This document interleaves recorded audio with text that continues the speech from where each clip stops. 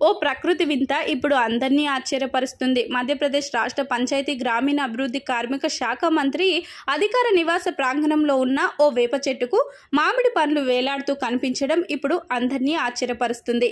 ఈ సందర్భంగా ఆ చెట్టును కార్మిక శాఖ మంత్రి ప్రహ్లాద్ సింగ్ పటేల్ స్వయంగా వీడియో తీసి తన సోషల్ మీడియా ఖాతా ద్వారా షేర్ చేశారు.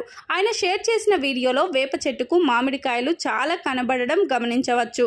ఇక ఈ వీడియోకు ఆయన ఇవాళ నేనున్న ఇంటి ఆవరణలోని వేప చెట్టు దగ్గరికి వెళ్లి గమనించానని, అయితే చెట్టుకు మామిడి పండ్లు కనిపించడం చూసి నా మనసు పులకరించిపోయిందని తెలిపాడు.